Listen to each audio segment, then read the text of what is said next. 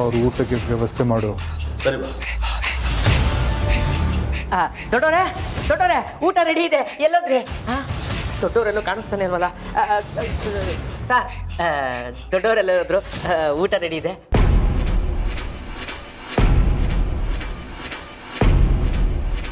Sir ಒಂಚೂರು ಹೇಳಿದ್ರೆ ಊಟ ಕೊಟ್ಬಿಡ್ತೀನಿ ಅವ್ರಿಗೆ.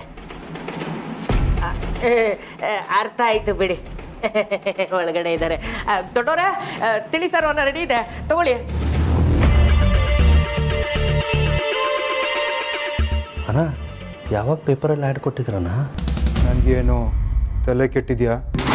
ಬೇಕು ಅಂತ ಡಮ್ಮಿ ಪೇಪರ್ ರೆಡಿ ಮಾಡಿಸಿದ್ದೆ. ಮತ್ತೆ ಅವ್ರ ಫ್ಯಾಮ್ಲಿ ಪ್ರಾಬ್ಲಮ್ ಸಾಲ್ವ್ ಆದರೆ ಅವನಿಗೆ ನೆಮ್ಮದಿ, ಆದರೆ ಪ್ರಾಬ್ಲಮ್ಸ್ ಹಾಗೆ ಉಳಿಸ್ಕೊಂಡ್ರೆ ನನಗೆ ನೆಮ್ಮದಿ. ಹಾಂ, ಅರ್ಥ ಆಗಲಿಲ್ಲ. ನಿನಗೆ ಅದೆಲ್ಲ ಅರ್ಥ ಆಗಲ್ಲ, ಕೊಡು ನೀನು. ಸರಿ ಅಣ್ಣ.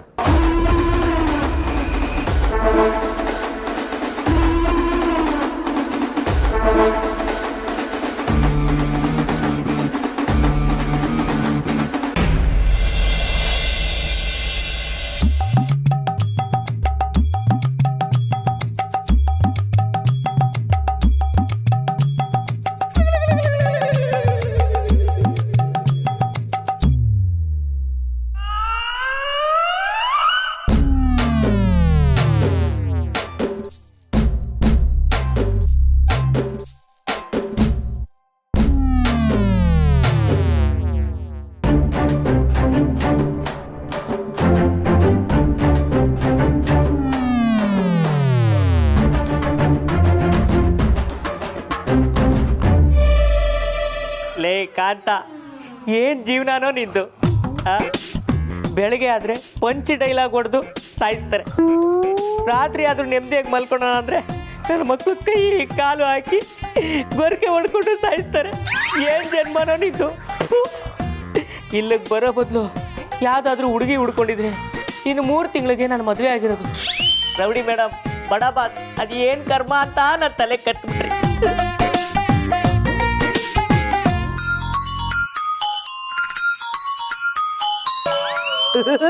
ರೌಡಿ ಮೇಡಮ್ ಯಾಕೆ ಕಾಲ್ ಮಾಡ್ತಾ ಇದ್ದಾರೆ?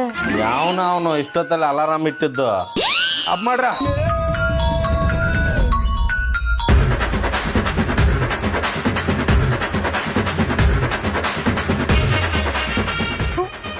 ಈ ಕಾಂತಂಗೆ ಒಂಚೂರು ಜವಾಬ್ದಾರಿ ಅನ್ನೋದೇ ಇಲ್ಲ. ಅಗ್ನಿ ಮನೆ ಅಡ್ರೆಸ್ ಕಳಿಸಿ ಹೋಗಿ ಸೇಫಾಗಿ ಸೇರ್ಕೊ ಅಂತ ಹೇಳಿದ್ದೀನಿ. ಒಂದು ಕಾಲ್ ಮಾಡಿ ಅಪ್ಡೇಟ್ ಮಾಡಬೇಕು ಅನ್ನೋ ಕಾಮನ್ ಸೆನ್ಸ್ ಇಲ್ಲ. ಅಲ್ಲಿ ಏನಾಗ್ತಿದೆಯೋ ಏನೋ ಅಂತ ಗೊತ್ತಾಗ್ತಿಲ್ವಲ್ಲ, ಮತ್ತೆ ಕಾಲ್ ಟ್ರೈ ಮಾಡಿ.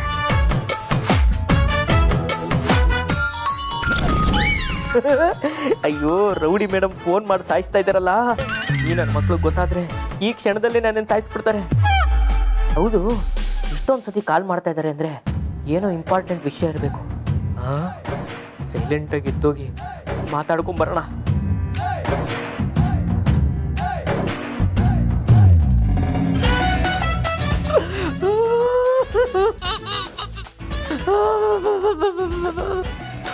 ನೆಟ್ವರ್ಕ್ ಸರಿ ಇಲ್ಲ ಅನ್ಸುತ್ತೆ. ಏನೋ ಗೊರ್ರ ಗೊರ್ರ ಸೌಂಡ್ ಬರ್ತಿದೆಯಲ್ಲ. ರೌಡಿ ಮೇಡಮ್, ಇದು ನೆಟ್ವರ್ಕ್ ಪ್ರಾಬ್ಲಮ್ ಅಲ್ಲ, ನಾನು ಅಳ್ತಾ ಇರೋದು.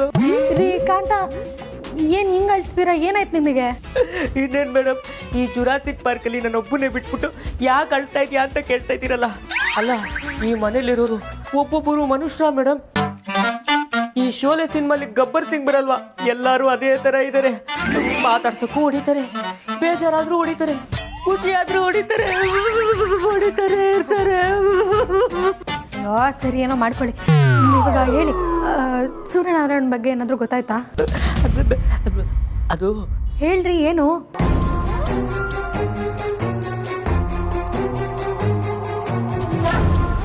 ಅದು ಹಲೋ ಹಲೋ ಮೇಡಮ್. ರೀ ಕಾಂತ, ನಿಮ್ಮನ್ನೇ ಕೇಳ್ತಿರೋದು, ಏನು ಮಾತಾಡ್ರಿ ಮೇಡಮ್.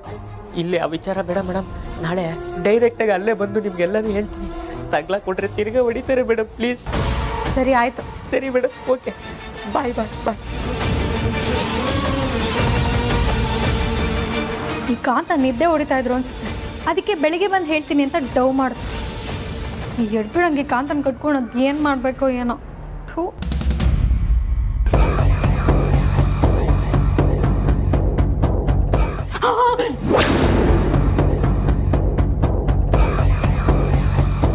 ಏಯ್ ಏನು ಮಾಡ್ತಾ ಇದೀಯ? ಅದು ಇಷ್ಟೊತ್ತಿನಲ್ಲಿ ಇಲ್ಲಿ ಅದು ಟೀ ಟೀ ಕುಡಿಯಕ್ಕೆ ಬಂದೆ.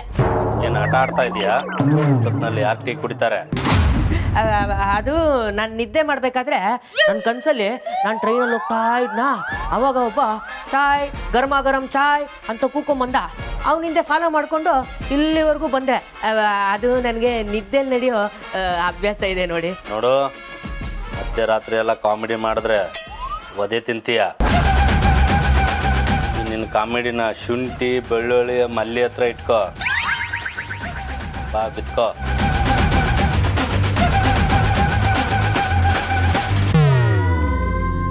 ಅಯ್ಯಪ್ಪ, ಅಲ್ಲ ಒಳ್ಳೆ ಡೈನೋಸರ್ಗಳಿದ್ದಂಗೆ ಅವ್ರೆ, ಯಾವಾಗಲೂ ಹಿಂದೆ ಮುಂದೆನೆ ಓಡಾಡ್ತಾ ಇರ್ತಾರೆ. ದೇವ್ರೆ, ಇವತ್ತೇನೋ ಗ್ಯಾಪಲ್ಲಿ ಎಸ್ಕೇಪ್ ಅದೇ. ದಿನ ಹಿಂಗೆ ಆದ್ರೆ ಹೆಂಗಪ್ಪ ಕತೆ? ನೀನೇ ಕಾಪಾಡಬೇಕು. ಬಾರ್ಲಿ ಗೋವಿಂದ ಸ್ವಾಮಿ. ಬಂದೆ. ಮಲ್ಗಕ್ಕೆ ಮಾತ್ರ ಎಷ್ಟು ಬೇಗ ಕರೀತಾರೆ ನೋಡು.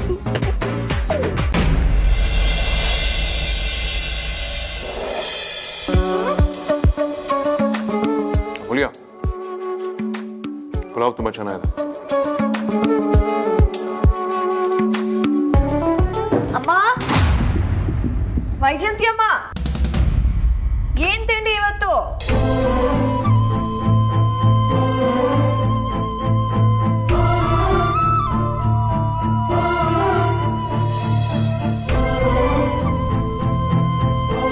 ಓಕೆ, ತಿಂಡಿ ಪಲಾವ್. ಏನೇ ಹೇಳಮ್ಮ, ವೈಜಯಂತಮ್ಮ ಮಾಡ್ತಿದ್ದ ಪುಲಾವೇ ಬೆಸ್ಟು.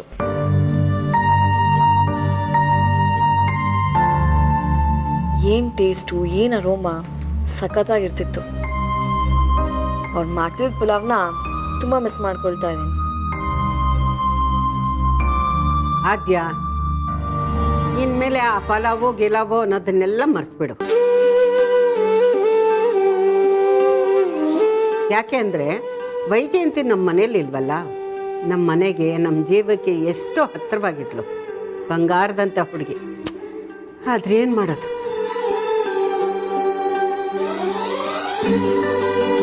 ಅಣ್ಣ, ನಿಜವಾಗ್ಲೂ ನಿನಗೆ ತಪ್ಪು ಮಾಡ್ದೆ ಅಂತ ಅನಿಸ್ತಾ ಇಲ್ವಾ? ವೈಜಯಂತಿ ಅಮ್ಮ ನಮ್ಮನೆ ತುಂಬ ಚೆನ್ನಾಗಿ ನೋಡ್ಕೊಳ್ಳೋರು. ಎಷ್ಟೊಂದು ಸಲ ನಾನು ತಿಂಡಿ ತಿಂದೇ ಇರಬೇಕಾದ್ರೆ ರೂಮಿಗೆ ಬಂದು ತಿಂಡಿ ತಿನ್ನಿಸೋರು. ಏನೋ ಒಂಥರ ಫೀಲಿಂಗು. ಅಮ್ಮನ ಕೈ ತುತ್ತು ತಿಂತಾರಲ್ಲ, ಅದೇನೋ ಅಮೃತ ಅಂತ ಹೇಳ್ತಾರಲ್ಲ, ಆ ಥರ. ಯಾರಿಗೂ ಯಾವತ್ತೂ ಕೆಟ್ಟದನ್ನು ಬಯಸ್ದೋರಲ್ಲ ಅವರು. ಅಂಥವ್ರನ್ನ ಮನೆ ಬಿಟ್ಟು ಆಚೆ ಕಳಿಸಿ ತಪ್ಪು ಮಾಡ್ದೆ ಅಣ್ಣ ನೀನು.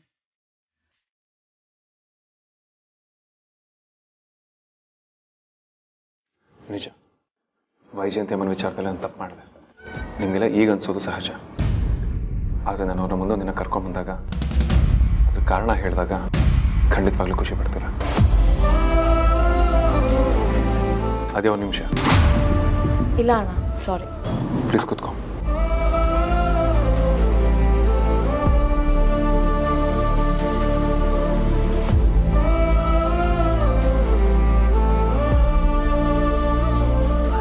ಅದ್ಯಾ, ನೀನು ನಗನಾಗ್ತಾ ಇದ್ರೆ ಲಕ್ಷಣವಾಗಿ ಕಾಣ್ತೀಯ. ಕೋಪ ಮಾಡ್ಕೊಂಡ್ರೆ ಚೆನ್ನಾಗಿ ಕಾಣಲ್ಲ. ಕೋಪ ಮಾಡ್ಕೊಂಡ್ಬೇಡ. ತಿಳಿತೀನಿ. ನಂಗೆ ಟಿಫನ್ ಬೇಡ, ಅಮ್ಮ ಬೇಕು ಅಷ್ಟೇ.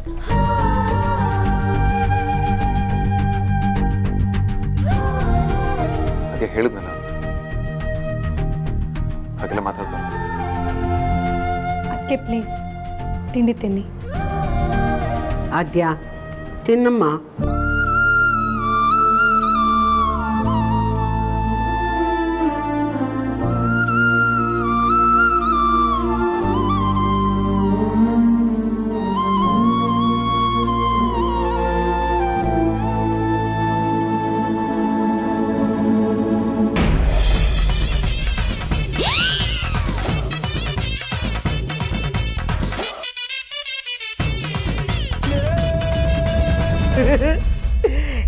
ಖಾಲಿ ಪಾತ್ರೆ ಇಟ್ಟು ಅಡುಗೆ ಮಾಡ್ತಾ ಇರೋ ಮೊದಲನೇ ಅಡುಗೆ ಭಟ್ಟ ನಾನೇ ಅನ್ಸುತ್ತೆ. ಇದು ಖಾಲಿ ಇರೋದನ್ನ ಈ ನನ್ನ ಮಕ್ಕಳು ಬಂದು ಏನಾದರೂ ತೆಗೆದು ನೋಡಿದ್ರೆ ಇವತ್ತು ನನ್ನ ತಲೆ ತೆಗೆಯೋದಂತೂ ಗ್ಯಾರಂಟಿ. ಅಯ್ಯೋ, ಈ ಆನ್ಲೈನಲ್ಲಿ ಫುಡ್ ಆರ್ಡರ್ ಮಾಡಿ 1 hour ಆಯ್ತು. 10 ನಿಮಿಷ ಅಂತ ತೋರಿಸ್ತಾ ಇದೆ, ಇನ್ನ ಬಂದಿಲ್ಲ. ಶಾಂತ, ಶಾಂತ, ಏನ್ ಅಡಿಗೆ ಮಾಡ್ತಾ ಇರೋದು ಗಮ್ ಅಂತ ಇದೆ. ಅಣ್ಣ, ಅಡುಗೆ ಸ್ಮೆಲ್ಲು ಘಮ ಘಮ ಅಂತ ಬರ್ತಾ ಇದೆಯಣ್ಣ. ಮೂಕಣ, ಒಳ್ಳೆ ಸ್ಮೆಲ್ಲು. ಅಡುಗೆ ಸ್ಮೆಲ್ ಅಂತೆ, ಬರೀ ಖಾಲಿ ಪಾತ್ರೆ ಇಟ್ಟಿದ್ದೀನಿ. ಆ ಟೆನ್ಷನಲ್ಲಿ ನಾನಿದ್ರೆ ಈ ನನ್ನ ಮಗ ಮೂಗು ಸ್ಮೆಲ್ ಹೊಡಿತಾ ಇದೆ ಅಂತವನಲ್ಲ. ಅಣ್ಣ, ನಿಮ್ಮ ಮೂಗುಗೆ ಅಷ್ಟು ಬೇಗ ಸ್ಮೆಲ್ ಬಂದ್ಬಿಡ್ತಾ? ಅದು ಸರಿ, ಪಾತ್ರೆಯಲ್ಲಿ ಏನಿದೆ? ಅಣ್ಣ ಅಣ್ಣ, ಅದು ಇಡ್ಲಿಗೆ ಸಾಗೋಣ. ಅದು ಒಂದು ಸ್ವಲ್ಪ ಇನ್ನ ದಮ್ ಕಟ್ಟಬೇಕು ಅಂತ ಹಂಗೆ ಇಟ್ಟಿದ್ದೀನಿ. ಬಿಡು ಶಾಂತ, ಒಂಚೂರು ಟೇಸ್ಟ್ ಮಾಡ್ತೀನ. ಇಲ್ಲ ಅಣ್ಣ, ಅದು ನಾನು ಪೂರ್ತಿ ಅಡುಗೆ ಹೋಗೋವರೆಗೂ ಯಾವ ಅಡುಗೆನೂ ಟೇಸ್ಟ್ ಮಾಡಕ್ ಬಿಡಲ್ಲ. ಏಯ್, ಜಾಸ್ತಿ ಮಾತಾಡಿದ್ರೆ ಕೈ ಮುರಿದಾಕ್ಬಿಡ್ತೀನಿ ನೋಡು. ಅಣ್ಣ, ನೀನೇನಾದರೂ ಸಾಗು ಟೇಸ್ಟ್ ಮಾಡಿದ್ರೆ ಹಂಗೆ ಲಕ್ವ ಹೊಡೆದು ಸತ್ತೋಗ್ಬಿಡ್ತೀಯ. ಬೇಡ ಬೇಡ ಬೇಡ.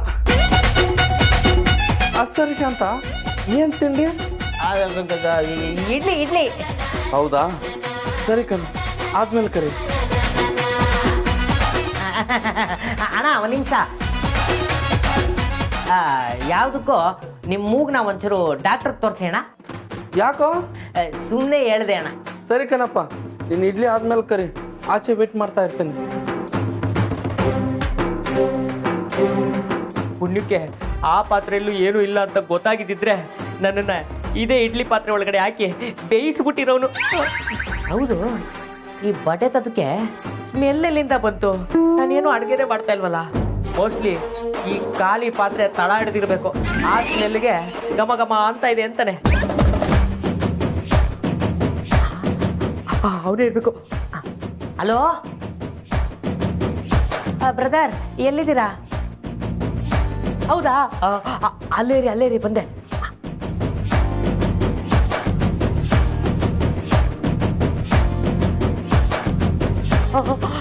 ಮೇನ್ ರೋಡಲ್ಲಿ ಹೋದ್ರೆ ನನ್ನ ಮಕ್ಕಳು ಬಗದು ಬಾಯಿಗೆ ಹಾಕೊಂಡ್ಬಿಡ್ತಾರೆ. ಕಟ್ ರೂಟಲ್ಲೇ ಹೋಗೋಣ.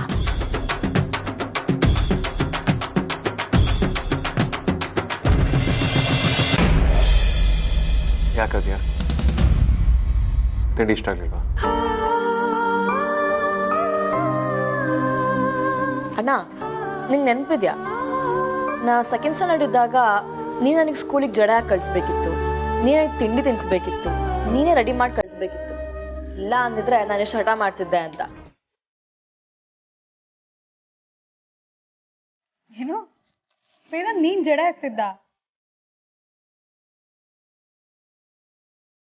ಹ್ಞೂ ಅಮ್ಮು, 2 ಜಡೆ ಆಗ್ತಿದ್ದ ಅಲ್ವೇನೋ? ಮೂಲ್ಯ, ಹಾಗೆ ಮಾಡಿದ್ದು ಇವಾಗ ನೆನಪಿರುತ್ತೆ ಹೇಳು. ಅಯ್ಯೋ ಸರಿ ಬಿಡು, ನಾನೇನೀಗ ನಿನಗೆ ಹಾಕು ಅಂತ ಹೇಳಿದ್ನ? ಅಣ್ಣ, ನಾ ಚೈಲ್ಡ್ಹುಡ್ಡಲ್ಲಿ ನಿನ್ನ ಕೈ ತುತ್ತು ತಿಂದಿದ್ದು ಬಿಟ್ರೆ ವೈಜಯಂತಿ ಅಮ್ಮನ ಕೈ ತುತ್ತೇ ತಿಂದಿದ್ದು.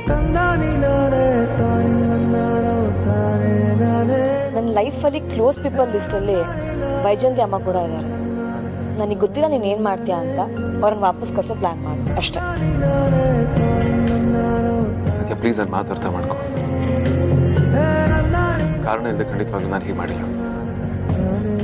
ಸಮಯ ಬರಲಿ, ನಾನೇ ಎಲ್ಲ ಹೇಳ್ತೀನಿ. ಅಣ್ಣ ಪ್ಲೀಸ್ ಕಣೋ, ಹಾಗೆಲ್ಲ ಹೇಳ್ಬೇಡ. ವೈಜಯಂತಿ ಅಮ್ಮ ಇಲ್ಲ ಅಂತಂದರೆ ಈ ಮನೆ ಏನೋ ಒಂಥರ ಖಾಲಿ ಖಾಲಿ ಫೀಲಿಂಗು. ನನಗೆ ಗೊತ್ತಿಲ್ಲ ನೀನು ಏನು ಮಾಡ್ತೀಯಾ ಅಂತ. ವೈಜಯಂತಿ ಅಮ್ಮ ವಾಪಸ್ ಬರಬೇಕು, ನಂಗೆ ಅಮ್ಮ ಬೇಕು ಅಷ್ಟೇ.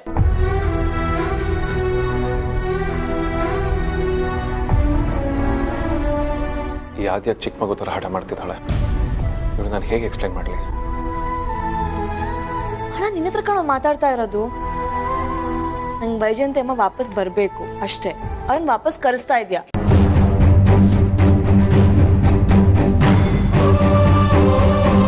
ಪ್ಲೀಸ್ ಅಣ್ಣ.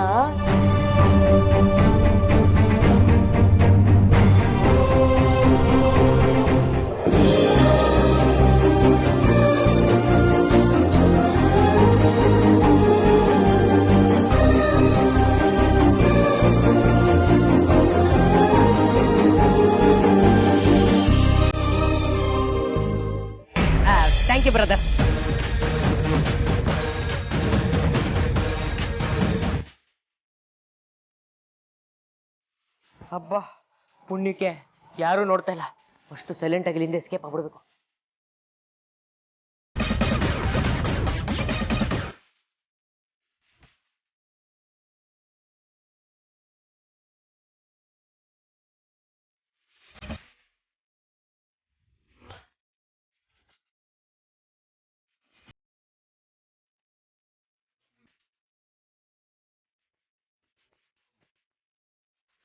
ಬೇಗ ಬೇಗ ಆಗ್ಬೇಕು. ಈ ನನ್ನ ಮಕ್ಳು ಏನಾದ್ರು ನೋಡ್ಬಿಟ್ರೆ ನನ್ನ ಇಲ್ಲೇ ಕತ್ತರಿಸಿ ಉತ್ತರಿಸ್ಬಿಡ್ತಾರೆ. ಆಹಾ ಇಡ್ಲಿ.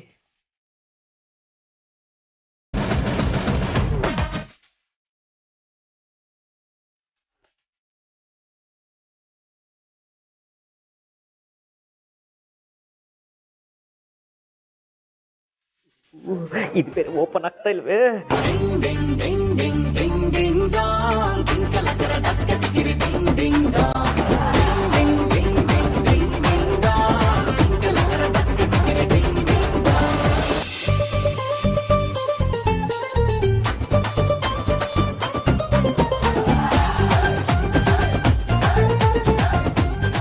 ಸ್ಯಾಂಡಿ ಅಣ್ಣ, ಬಿಸಿ ಬಿಸಿ ಇಡ್ಲಿ, ಸಾಗು, ಚಟ್ನಿ ಎಲ್ಲ ರೆಡಿ ಇದೆ.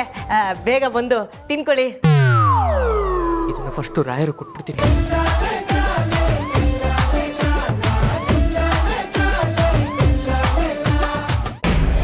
ದೊಡ್ಡೋರೆ ದೊಡ್ಡೋರೆ ದೊಡ್ಡೋರೆ, ಓ ಮೆಡಿಟೇಷನ್ ಮಾಡ್ತಾ ಇದ್ದೀರಾ? ಮಾಡಿ ಮಾಡಿ, ದೇಹಕ್ಕೆ ತುಂಬಾ ಒಳ್ಳೇದು. ದೇಹಕ್ಕೆ ಮಾತ್ರ ಅಲ್ಲ, ಮನಸ್ಸಿನ ಪ್ರಶಾಂತತೆಗೆ, ಬುದ್ಧಿಯ ನೆಮ್ಮದಿಗೆ, ಓವರಾಲ್ ಎಲ್ಲದಕ್ಕೂ ಒಳ್ಳೇದೆ. ಓ ನನಗೆ ಈ ವಿಚಾರ ಎಲ್ಲ ಗೊತ್ತೇ ಇರಲಿಲ್ಲ. ಸರಿ, ತಗೊಳ್ಳಿ, ತಿಂಡಿ ತಿನ್ನಿ. ಬಿಸಿ ಬಿಸಿ ಇಡ್ಲಿ, ಸಾಗು, ಚಟ್ನಿ.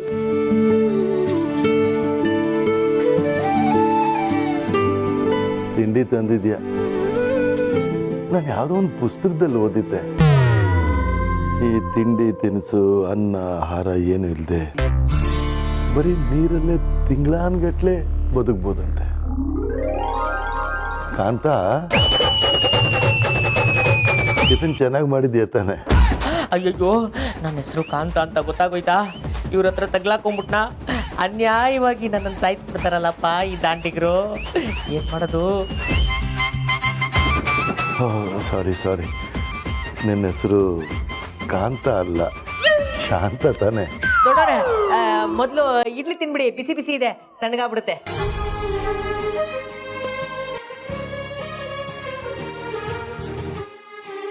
ಅರೆ, ಇದೇನು ಮಾಡ್ತಿದ್ದೀನಿ? ಇರ್ಲಿ ದೊಡ್ಡೋರೆ, ನೀವು ದೊಡ್ಡವರು, ನಿಮ್ಮ ಸೇವೆಯೇ ನಮ್ಮ ಧ್ಯೇಯ.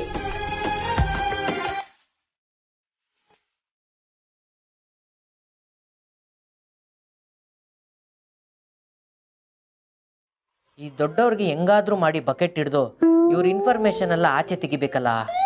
ಏನ್ ಮಾಡೋದು? ಚೆನ್ನಾಗಿದೆ, ಚೆನ್ನಾಗಿ ಮಾಡಿದ್ದೆ. ದೊಡ್ಡೋರೆ, ಬರೀ ಕಾಲತ್ತದಲ್ಲ, ಬೇಕಾದ್ರೆ ಹೆಡ್ ಮಸಾಜು ಮಾಡ್ತೀನಿ. ಏನಪ್ಪ, ತುಂಬ ಸೇವೆ ಮಾಡ್ತಿದ್ಯಾ? ಏನಾದರೂ ಬೇಡಿಕೆ ಇತ್ತಾ? ಏನಿಲ್ಲ, ನಿಮ್ಮ ಜೊತೆ ಕೂತ್ಕೊಂಡು ಹಂಗೆ ಒಂದು ಸ್ವಲ್ಪ ಹೊತ್ತು ಮಾತಾಡೋಣ ಅಂತ. ಯಾಕಂದ್ರೆ ನೀವು ತುಂಬ ಚೆನ್ನಾಗಿ ಮಾತಾಡ್ತೀರಾ. ಅಷ್ಟೇ ತಾನೇ, ಮಾತಾಡಪ್ಪ, ಅದೇನು ಮಾತಾಡಬೇಕು? ದೊಡ್ಡೋರೆ, ನಿಮ್ಮೂರು ಯಾವುದು? ಸಂಪಿಗೆಪುರ. ಓ, ನೀವು ಹುಟ್ಟಿ ಬೆಳೆದಿದ್ದೆಲ್ಲ ಅಲ್ಲೇನಾ? ಇಲ್ಲ, ಆ ಊರಿಗೆ ಹೋಗಿ ಕೆಲವು ವರ್ಷಗಳಾಯ್ತು ಅಷ್ಟೇ. ಹಾಗಾದ್ರೆ ಅದಕ್ಕೆ ಮುಂಚೆ ಎಲ್ಲಿದ್ರಿ? ಹಾಂ, ದ್ವಾರ ಸಮುದ್ರ.